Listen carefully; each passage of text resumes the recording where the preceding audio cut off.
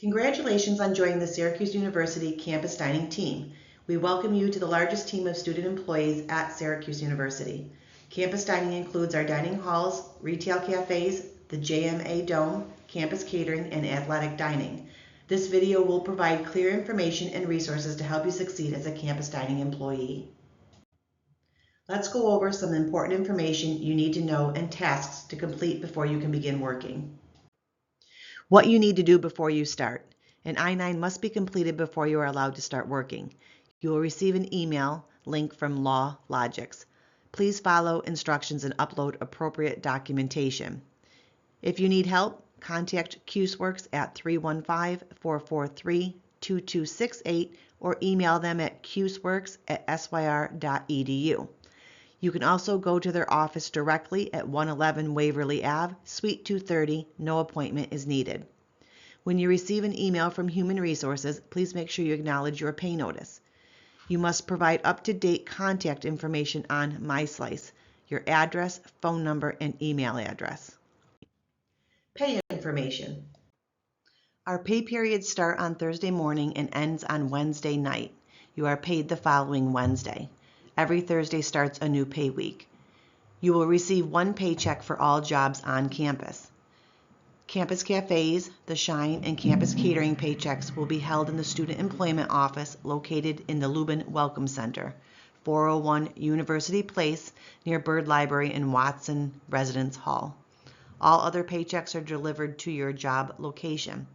If you have questions, please contact payroll at 315-443-4042, option 2, or email them at payroll@syr.edu. Locating your paycheck. Log into MySlice and locate the payroll tile. Open the pay stub for the date that you are looking for. Under your name, it will list the location where your check was sent. Please see the example below. This paycheck was sent to Orange Dining Center. Please ignore the address of 201 Ainsley Drive as your check is not there. Direct deposit. Direct deposit becomes available to you on MySlice after the hiring process has been completed. It may take up to 2 pay periods before it takes effect, so please fill it out as soon as possible. You can set up direct deposit on MySlice and it's free.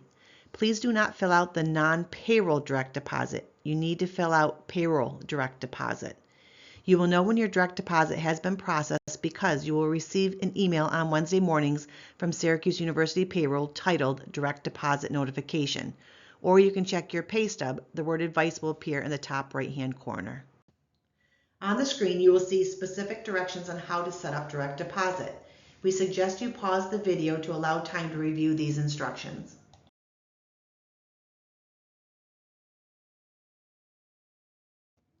Management team. There are 2 groups of people who oversee student employees, the unit management team and the office coordinators. Unit management consists of managers and supervisors, and that is who you report directly to. They are the best resource for unit information should you have any questions. Office coordinators maintain the student employee program. They hire all students, help with administrative tasks, and oversee the operations of student employment. Also, they maintain all student employee records and act as the contact between management and the students. The office coordinators are as follows on the screen. Retail cafes are overseen by Dina Capria. JMA Dome concessions and catering are overseen by Vera Gibbs. And residential dining halls, Lolly Athletic Dining, and campus catering are overseen by Emma Karp. Time and attendance. One of the most important facets of this position is time and attendance. All students are allowed to work up to 20 hours per pay period. This is especially important for our international students.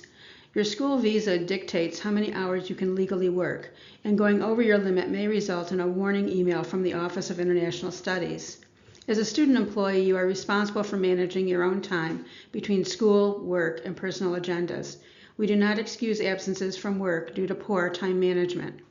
Please be advised students are not permitted to exceed 40 hours for any reason across all Syracuse University jobs.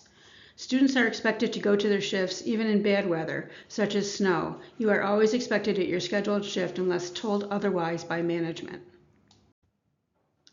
We use Time Clock Plus, or TCP, for clocking in and out of your shift. You must swipe in and out of each shift at the physical time clock in your unit. Your manager will show you where the time clock is on your first day. You can use your SUID card or manually enter your SUID number to clock in and out. Students in on-campus dining aren't permitted to clock in through MySlice or the TCP web app. That feature is not meant for this position. You are only permitted to clock yourself in and out for the shift you are scheduled for. Students are not permitted to clock in or out for another employee. This may be considered time theft and may lead to possible termination. If you are to clock in or out at a time that varies from your scheduled shift, you will need direct permission from a manager only.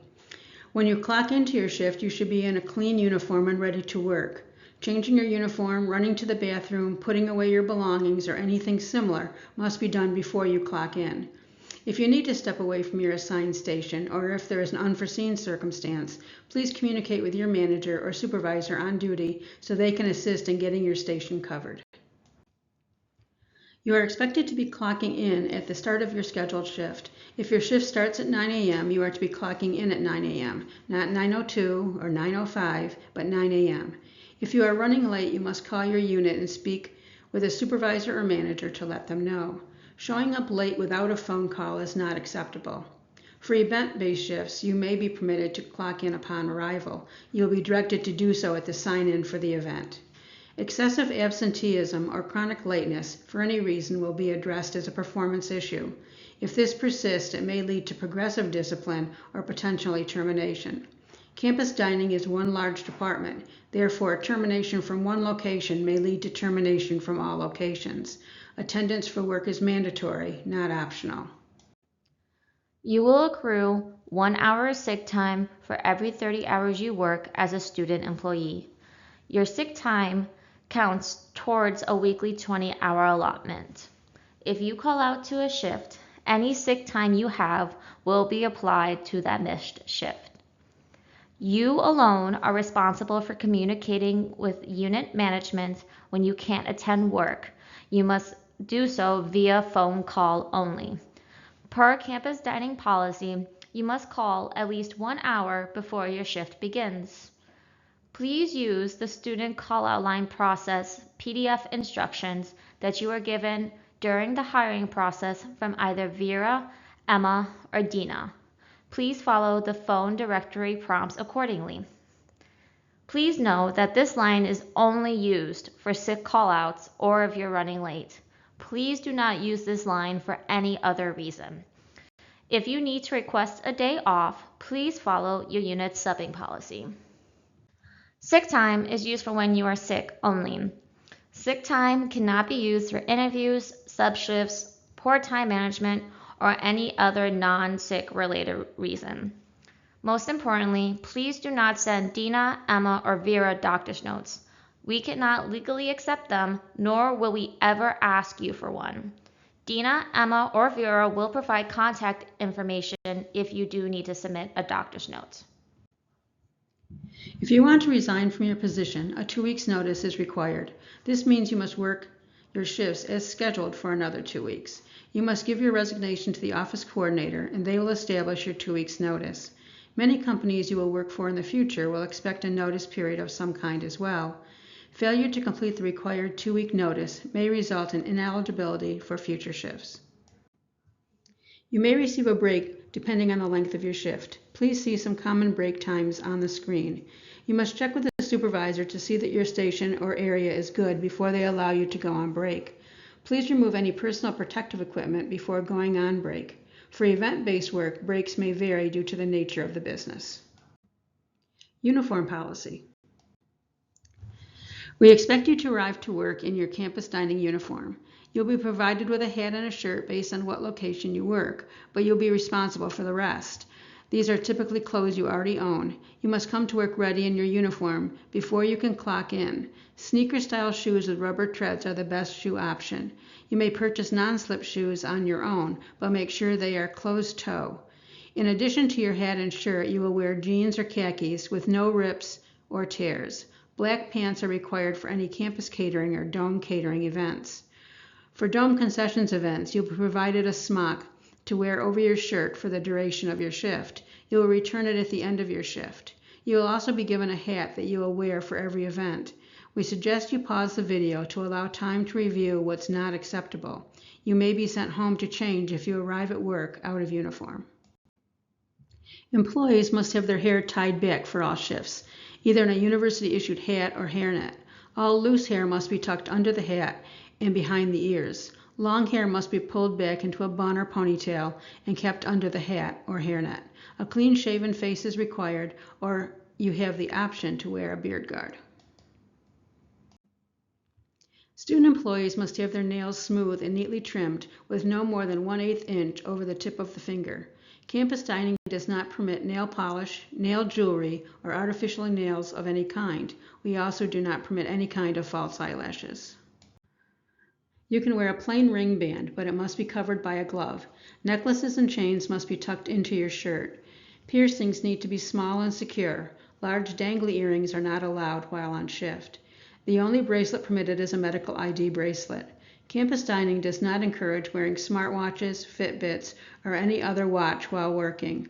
AirPods or any wireless audio devices are not permitted while working. Gloves should always be worn when handling food. Please never blow air into the gloves before putting them on, as this defeats the purpose. You should change gloves frequently. You can find some examples of when to change gloves on the screen. Cutting gloves are a thicker pair of gloves and should be worn when using a knife or any bladed equipment. Hygiene. Personal hygiene is important when working in a food service unit. Employees are required to come to work clean, showered, and in compliance with the university-issued uniform policy. Maintaining your hygiene while working is very important, and it should be done frequently. When you change task, after using the restroom, when hands are dirty, and other similar reasons, as you can see on the screen. We suggest you pause the video to allow time to review the proper hand washing method. Safety and transportation.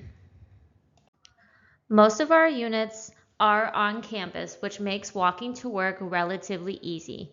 You may drive, but most SU parking lots will require you to have the appropriate SU parking permits. There are other transportation options available to you. We highly recommend using the campus shuttles. They have many routes that travel around campus and areas near campus, like Westcott or downtown. This is a great free service that's available to all SU students. Additionally, SU's Department of Public Safety provides a safety escort after 3 a.m. Since most student shifts end around 10 p.m., the safety escort should not be used as a commuter ride service. It is intended for emergencies only. Please be courteous to the DPS department and keep in mind that other students on campus may need the service. Working multiple units and positions on campus. We understand that many students work multiple units within food services, or they hold multiple positions on campus. It's important to know if you do choose to work multiple units or have multiple positions, it is always your responsibility to manage your own time. This means taking your course schedule, homework, and personal agendas into consideration to see how many shifts you can work comfortably. It also means choosing shifts that will not conflict with one another. For example, if you work both at dining halls and concessions, be mindful of when concessions events occur when you are choosing permanent shifts at the dining hall. Or if you work as a residential safety assistant and also in cafes, be mindful when choosing early shifts in cafes, since most RSAs tend to work overnights. Calling out to a shift due to poor time management is an unexcused absence from work. You are responsible for your own time management. We also do not permit clocking out of a shift early because you scheduled yourself for over 20 hours. If you are an international student, you may receive a warning email from the Office of International Studies. Any deterrence from these policies may result in disciplinary action. Subshifts. Campus dining halls and retail cafes allow students to request a day off in advance by using a subbook. Event-based areas such as concessions, campus catering, or dome catering do not permit subbing as student employees select events to work as they become available. Since dining halls and cafes are permanent shifts that repeat weekly, subbing shifts provides flexibility to plan their lives in advance. A sub request must be submitted at least 48 business hours in advance. If it is submitted less than this provided time frame, it will be denied. We suggest you pause the video to allow time to review how subbing works for your work location, whether it be dining halls or retail cafes. Discipline policy. We have set expectations for our employees. If an employee does not meet an expectation or has continuous work performance issues, it will be addressed. Campus dining will document any work performance issue as necessary.